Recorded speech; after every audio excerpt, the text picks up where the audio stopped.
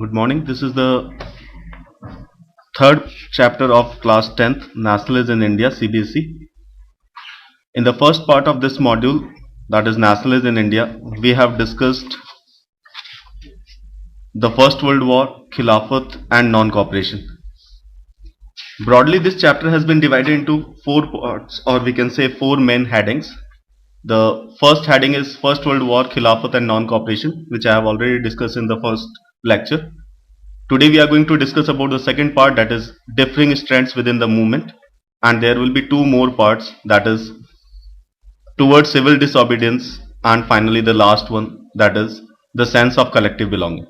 So overall this chapter will be divided into four main parts. I have already discussed the first part, the First World War, Khilafat and non-cooperation in the previous lecture. Today we are going to discuss about the second part, that is differing strands within the movement.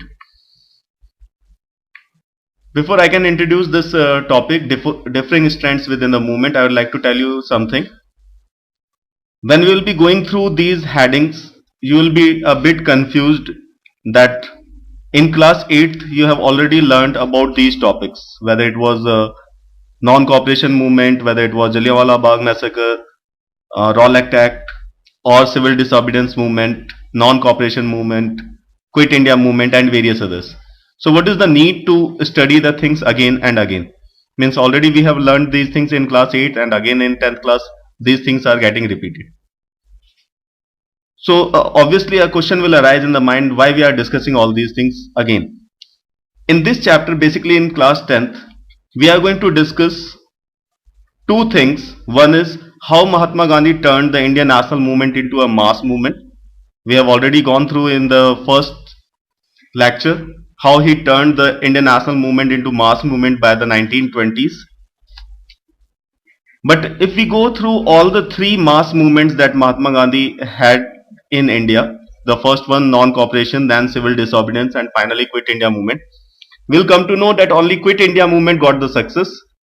It ended by the time period, it started in 1942, near about ended in 1945 or something, and by 1947 we got independence. So we can say that Quit India movement was a success, but non-cooperation movement which was launched in 1920s and civil disobedience movement which was launched in 1930s were not able to achieve that much success which was expected from them.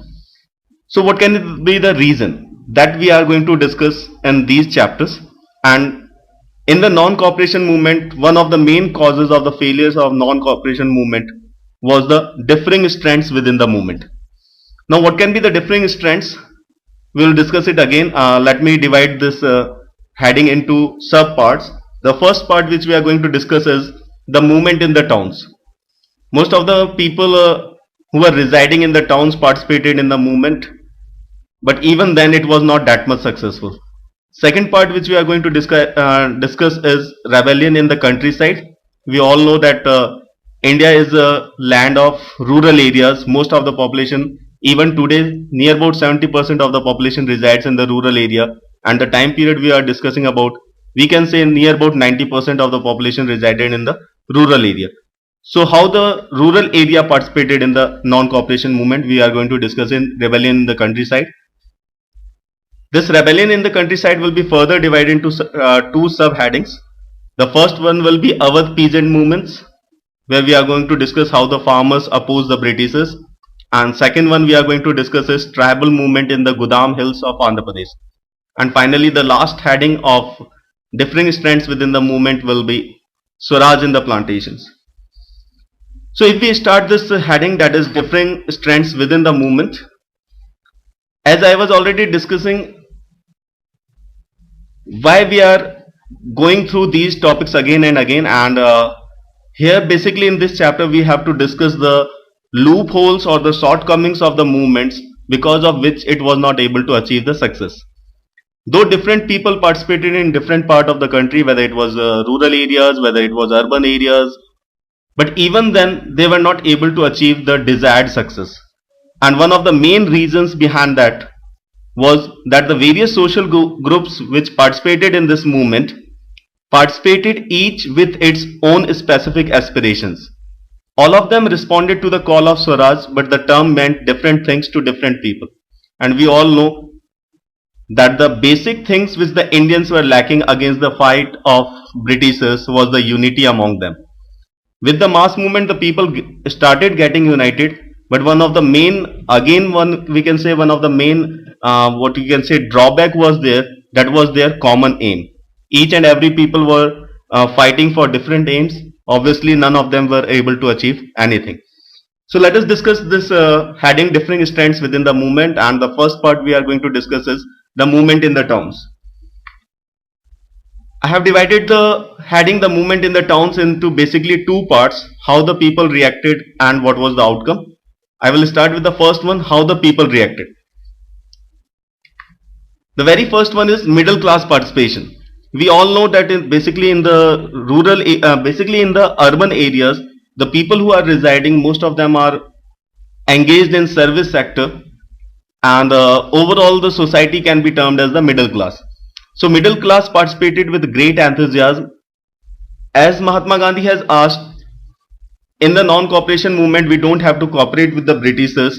So the students left the government schools, government officials resigned from their post, lawyers gave up their practices. Council elections in some parts of India were boycotted, as Mahatma Gandhi has already said that we are not going to cooperate with the Britishers. So even the council elections were boycotted. Foreign goods were boycotted. We have already discussed this thing in class 8th. If we are going to buy the foreign goods, obviously we were helping the British economy. So Mahatma Gandhi said that let us go for Indian goods. If we buy Indian goods, the money will circulate in India only, and that will be providing employment opportunity as well as the boost to the Indian economy. Liquor shops were picketed. Here I would like to discuss what do you mean by picketed. People used to in Hindi we call it gherao. People used to sit all around the liquor shops, and they asked the common people who were visiting these liquor shops not to buy the liquor from these shops. First of all, liquor is not good for health, and the second thing, if you are buying the liquor from the foreign shops, obviously the money is moving towards British economy. So the people requested the buyers not to buy liquor from these shops. As well as the last point, that is foreign clothes were burnt. Clothes were the basic needs of the people. So if you are asked not to buy the foreign clothes, the people will be moving towards the Indian clothes. To fulfill the demands, lots of industries will come up. It will provide employment, and overall the economy will boost in India. So one of the main part of this movement was the boycott of foreign goods, liquor shops as well as the foreign clothes. The people who were engaged in trade, for example the traders and merchants, they refused to trade in foreign goods or finance foreign trade. So all these points were a part of the movement in the towns. Each and every person in the town was eagerly participating in the movement. The movement ran for 2 or 3 months with a great vigor, but very soon it started failing. Let us discuss the reasons why it failed. So the second part of the movement in the towns, why the movement failed. As we have already discussed, Mahatma Gandhi has asked the Indians not to buy the foreign goods, not to cooperate with the Britishers, or not to participate in any of their activities.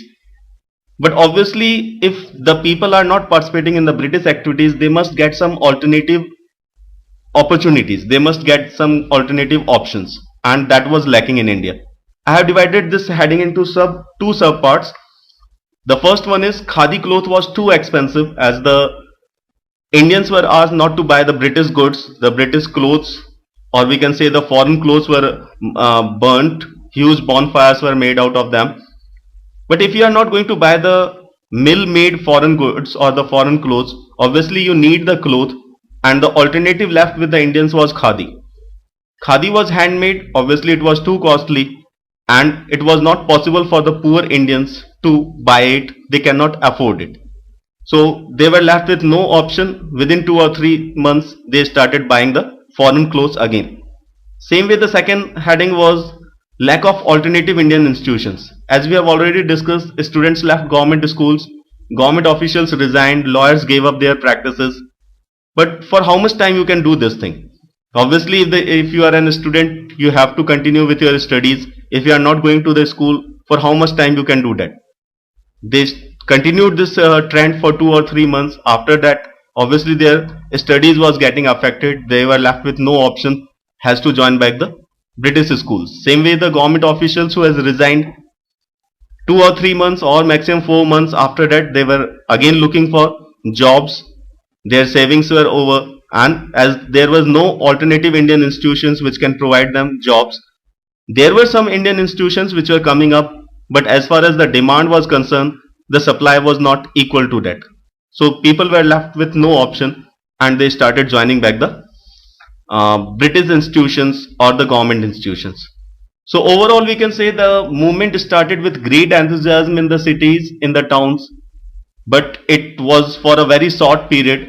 It was not able to achieve the desired success and it failed. Let us move towards the next heading, and that is rebellion in the countryside. As I have already discussed, India is a country where most of the people reside in the rural areas. So obviously we must know how the people reacted to this movement in the rural areas, how they participated in the movement, and what was the outcome. We'll divide this chapter, this heading rebellion in the countryside into two subheadings. One is the Awadh peasant movements and the another one is the tribal movement in the Gudam hills of Andhra Pradesh.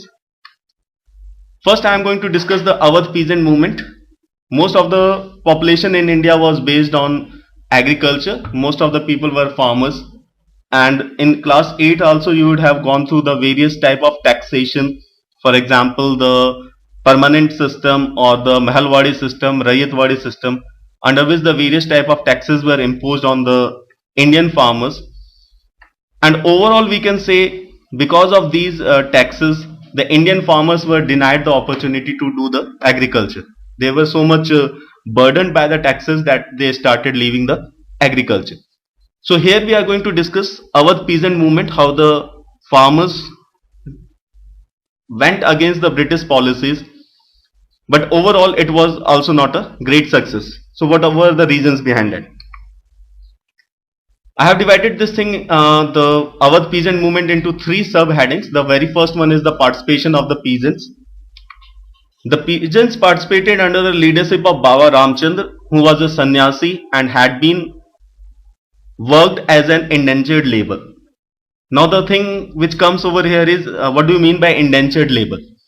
We are going to discuss this topic or this concept indentured labor in the coming chapters again. But here I will just try to give you a definition of indentured labor. These were the contract laborers who were taken to different part of the country or the different part of the world to work in the plantations. Because the contract was signed between the employer and the employed, that's why they were termed as indentured labor. So Baba Ramchandra has gone to Fiji to work as an indentured labor. There he came to know the exploitative policy of the colonial government. When he came back to India, he found the same type of policies in the area where the farmers were working. So he led this movement in Awadh. The movement was against landlords or the talukdars who demanded high rents and other cesses. Now what do you mean by other cesses? In the class 9th we have already gone through the chapter that is French Revolution, and there we have come to know that the church and the jamidars, or no, jamidars was not the concept over there, feudals were there. The church and the landlords, the feudals used to have cesses on the common people. Other than the regular taxes, they have to do the various type of activities for the feudals or for the churches, for which they were not being paid.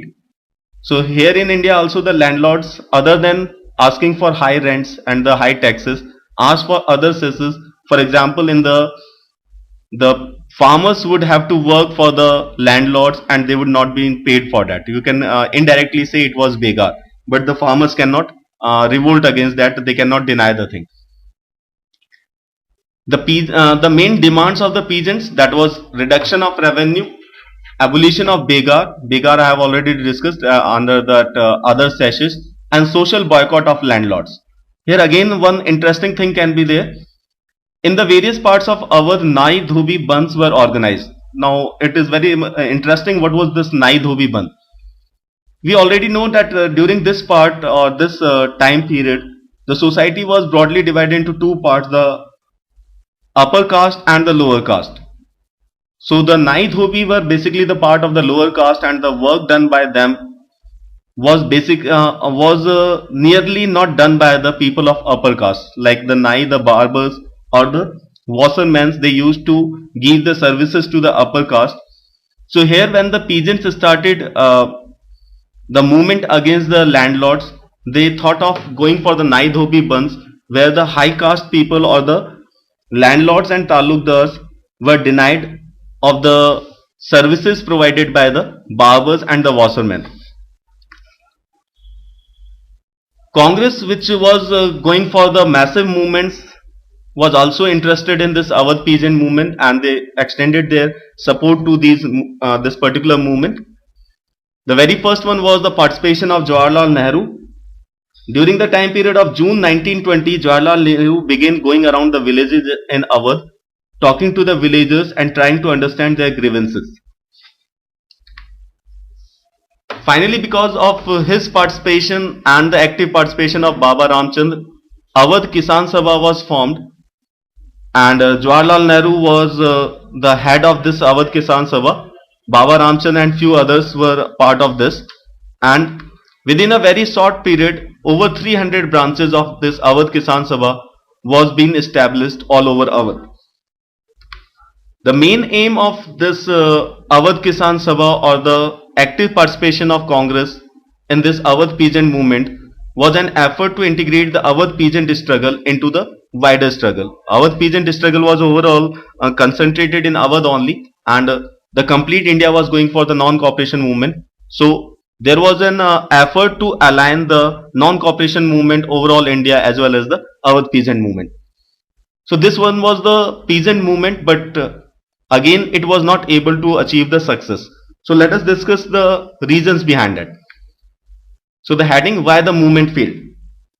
The first point which we have to discuss is the movement developed in forms that the Congress leadership was unhappy with. For example, Mahatma Gandhi has always said that we have to go for a non-violent way by which we have to oppose the Britishers. But once the movement started in the Awadh, the homes of the talukdars and merchants were attacked, bazaars were looted, and grain hoards were taken over. So the topmost leadership of Congress, especially we can say Mahatma Gandhi, was not happy with the way the movement was running. So here it is: violence erupted, house of talukdars, merchants were attacked, bazaars looted, and grain hoards were taken over. Same way, the message of Mahatma Gandhi was wrongly interpreted. Mahatma Gandhi has said that we are not going to cooperate with the British. He has never said that we are not going to obey their rules.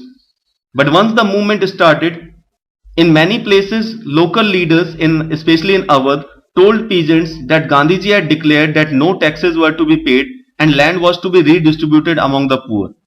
So overall, we can say the name of the Mahatma was being invoked to sanction all actions and aspirations. And overall, these things were not asked by Mahatma Gandhi. So overall, we can say that the leadership of Congress was not happy with the movement. They withdrew their support and the movement failed in the Awadh.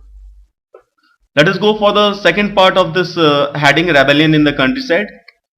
Here we are going to discuss the tribal movement in Godaam Hills of Andhra Pradesh. Again, we will divide the heading into 2 or 3 subheadings, and the first heading is why tribals revolted. Already in class 9th, we have gone through the chapter in which we have studied about the forest, the various government policies which were related to the forest, and how they affected the inhabitants of forest. When the British people started capturing the forest, the people who were residing in the forest were denied of their basic rights. Most of the forest areas were closed, thus preventing people from entering the forest to graze their cattle or to collect fuel wood and fruit. This enraged the hill people. Not only were their livelihoods affected, but they felt that their traditional rights were being denied. traditional rights, they felt that as they were born in forest only, so overall they can use the forest. We cannot use the word exploit. They were not exploiting the forest, they were only taking their basic needs from the forest. And when the Britishers closed the forest and asked the tribal people to move out of the forest, they felt that their traditional rights were being denied. To exploit the forest, the Britishers had to build the roads in the forest to bring out the forest products. For these, for this work, they needed lots of labor, and they asked the tribal people to do the begar. They have to work, they have to build the roads, but for that they were not paid anything. So when the British government forced them to contribute begar for road building, the tribals revolted. The second part of this heading is Alluri Sitaram Raju, who was the leader of the tribal movement in Gudam Hills of Andhra Pradesh. Rebels proclaimed that he was an incarnation of God. It's a very interesting thing why he was termed as an incarnation of God. As Alluri Sitaram Raju claimed that he had a variety of special powers, he could make correct astrological predictions, heal people, and he could survive even bullet shots. So that was an amazing feature which Alluri Sitaram Raju proclaimed, and because of that, the tribals or the rebels thought that he was an incarnation of God. But there was a good thing about Alluri Sitaram Raju. He talked of the greatness of Mahatma Gandhi and persuaded the tribal people to wear khadi and give up drinking. So basically he was fighting against the social evils which was prevailing in the tribals. The outcomes of the revolt, again we can say that the revolt or the movement was not going as Mahatma Gandhi wanted or as the Congress wanted. Some reasons were there. The first one, though Raju believed in the policies of Mahatma Gandhi, he was an active supporter of Mahatma Gandhi, but he differed with Mahatma Gandhi in one main thing, and that was Mahatma Gandhi was supporting the non-cooperation movement, or he was always a follower of Satyagraha, or we can say non-violence. But Raju had a firm belief that India could be liberated only by the use of force, not non-violence. So when he instigated the people of Gudam Hills, the tribals over there, the Gudam rebels attacked police stations, attempted to kill British officials, and carried on guerrilla warfare for achieving Swaraj. And that was totally against the policy of Congress, or we can say Mahatma Gandhi. Finally, Alluri Sitaram Raju was captured and executed in 1924, but by that time he has already become a folk hero. So again we can say in this part also, that is the rebellion in the countryside, our peasant movement started with a great vigor but was not a great success. The same way the tribal movement started in Andhra Pradesh Gudam Hills but was not able to achieve the desired success. Let us move towards the last part of this module, that is Swaraj in the plantations. What were plantations? The Britishers or the colonial people, when they came in the countries like India, Sri Lanka, Indonesia and various other parts, they started building up the plantations because the climatic conditions over here were highly suitable for the plantations, and in the plantations you can grow the cash crops, especially spices, tea, coffee, etc. But the one main problem with the plantations were that it is a totally labor based thing. You need a lot of labor to work in the plantations. So the Britishers started capturing people from different parts of the country and took them to the plantations, especially in the Assam, to work for them. For plantation workers in Assam, freedom meant the right to move freely in and out of the confined space in which they were enclosed, and it meant retaining a link with the village from which they had come. But the Inland Emigration Act of 1859 restricted the plantation workers to leave the tea gardens without permission. They cannot leave the tea gardens without permission, and the permission was near about not being allowed to any of the plantation workers. So when Mahatma Gandhi started the non-cooperation movement, the plantation workers felt that now they are free to leave the tea gardens. They can go back to their villages and the various part of the country from where they have came, and they started the movement, or we can say they started leaving the tea gardens. Workers defied the authorities because they thought that they are becoming a part of the non-cooperation movement, where Mahatma Gandhi has asked not to cooperate with the Britishers. So they defied the authorities, left the plantations and headed home, but were now never able to get back to their home. Again, there was a big problem, as Mahatma Gandhi has asked people not to cooperate with the Britishers. The people who are working in the railways and steamers has went for a strike, and as we all know that in the northeastern region, which is a main area of the Brahmaputra river and its branches, so if you want to cross the northeast, you will have to cross the Brahmaputra at many places, and you can cross the Brahmaputra only by the boats and steamers, but these boats and steamers were having a strike. So these workers, or these plantation workers, were stranded on their way by a railway and steamer strike, were caught by the police and brutally beaten up. So this one is the end of the second part of this chapter, Nationalism in India. Here we have discussed differing strands within the movement. We have divided that heading into movement in the towns, rebellion in the countryside, and overall Swaraj in the plantations. We can say that the different people were having an eager participation in the movement, but even then the movement was not a great success. One of the main reasons was the different people who were participating in the movement were not having a common aim. All of them were fighting for individual aspirations and aims. And obviously, if you are going against a great power like Britishers, you should be united, you should go for a common aim. If your aim is not a common one, as the movement ended, people were not able to achieve anything. But in spite of all these things, non-cooperation movement can be termed a success because it was one of the first mass movements by Indians. People of India were united by one person, that was Mahatma Gandhi. They were emotionally relating to an all India agitation. When they acted in the name of Mahatma Gandhi or linked their movement to that of the Congress, they were identifying with a movement which went beyond the limits of their immediate locality. In the next part of the module, I am going to discuss towards civil disobedience, but that will be in the next lecture.